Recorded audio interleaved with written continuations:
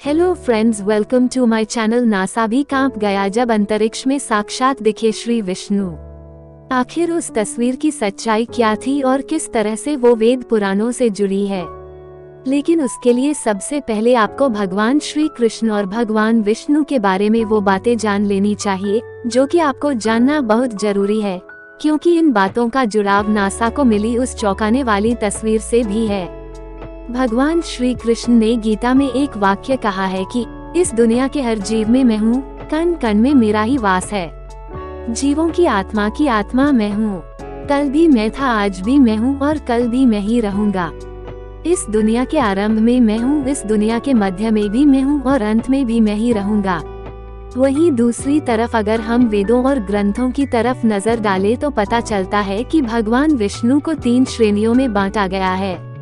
पहले है महाविष्णु। महाविष्णु मतलब वो परब्रह्म जिन्होंने इस संसार का बीज बोया और इस दुनिया में जो कुछ भी मौजूद है वो सब सिर्फ इन्हीं की वजह से है। आपकी आत्मा व यहाँ तक कि आपकी बुद्धि भी सब कुछ महाविष्णु की ही देन मानी जाती है। दूसरे है क्षीरोदकशाय विष्णु। जब हम बात करते हैं कि हर जगह भगवान है, हवा में, मनुष्य में, धरती में, कण कण में, अर्थात छोटी से छोटी चीज में भी भगवान है, तो वहाँ बात की जाती है क्षीरोदकशाय विष्णु की। तीसरे और अंतिम है गर्भोदकशाय विष्णु, जिनके लिए कहा जाता है इन्हीं के नाभि कमल से भगवान ब्रह्मा की उत्पत्ति हुई थी और फिर सारी सृष्टि की रचना के बाद खुद भगवान विष्णु ने ही उसे संभालने का कार्यभार उठा लिया था। ऐसे में आपको भी बहुत से धार्मिक ग्रंथों में क्षीरोदकशाय विष्णु की तस्वीर देखने को मिल जाती होंगी, जो कि कोई काल्पनिक तस्वीर नहीं है बल्कि वेद पुराणों को समझकर बनाई गई तस्वीर है। ध्यान से देखें तो जिसे नासा ने मिस्टिक माउंटेन का नाम दिया है, इसकी तुलना क्षीरोदकशाय विष्णु की तस्वीर से करें जो कि काल्पनिक नहीं है, तो आप पाएंगे कि नासा की तस्वीर बहुत हद तक भगवान विष्णु के इस रूप से मिलती जुलती है।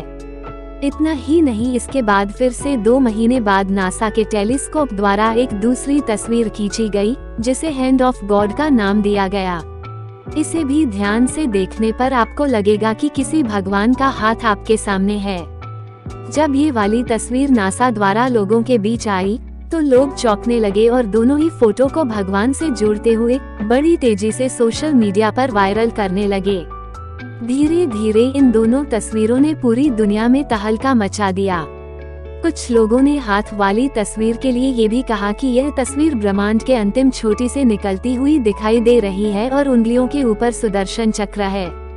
इसका मतलब ये हुआ कि आप माने या ना माने, इस दुनिया में हर चीज यहाँ तक की पूरी दुनिया भगवान विष्णु के अंदर ही विद्यमान है।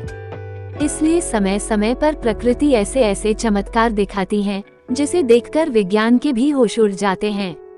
लेकिन अफसोस की बात यह है कि विज्ञान इन सभी बातों पर बहुत कम विश्वास करता है या करता ही नहीं है। जब ये तस्वीर ट्विटर और इंस्टाग्राम पर फैली तो लाखों करोड़ों लोगों ने इसे भगवान क्षीरोदकशाय विष्णु की ही तस्वीर मानी और यह भी बताया कि क्षीरोदकशाय विष्णु अपनी योग निद्रा में विश्राम कर रहे हैं।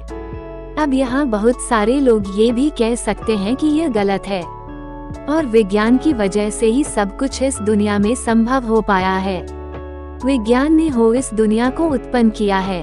दोस्तों, आपके आसपास भी ऐसे विचारों वाले व्यक्ति अवश्य होंगे और विज्ञान भी इसे ही सही साबित करने के लिए बिग बैंग की थ्योरी सामने रख देता है, जिसके मुताबिक कहा गया है कि इस ब्रह्मांड की उत्पत्ति एक बड़े से गोले के विस्फोट से हुई। तो अब यहाँ ये सवाल उठता है कि वो बहुत बड़ा गोला आया तो आया कहाँ से? साथ ही हर जीव की मृत्यु क्यों होती है और क्यों नहीं विज्ञान मरे हुए लोगों को जिंदा कर पाया? ऐसे बहुत से सवाल हैं जिनसे विज्ञान भी पल्ला झाड़ता है और इसलिए कहा जाता है कि जहाँ पर विज्ञान की सोच खत्म होती है वहीं से वेद पुराणों में लिखी गई बातें शुरू होती हैं। फिर ऐसी बहुत सी चीजें हैं जिन्हें विज्ञान अब समझ पाया है, लेकिन वेद पुराणों में वे सभी कब की समाप्त हो चुकी हैं। पौराणिक काल की बात करें तो उस समय दुनिया इतनी उन्नत थी कि अपनी की शक्तियों की मदद से ईश्वर को देखा भी जा सकता था और समझा भी जा सकता था, जिसे विज्ञान के लिए सोचना भी संभव नहीं और यहाँ तक पहुँचने की तो बात ही दूर है। विज्ञान से जुड़े कई ऐसे लोग हैं जो ऐसी सकारात्मक शक्तियों पर विश्वास तो करते हैं, लेकिन पूरी दुनिया के सामने जाहिर नहीं करते हैं। Please like share and subscribe. धन्यवाद।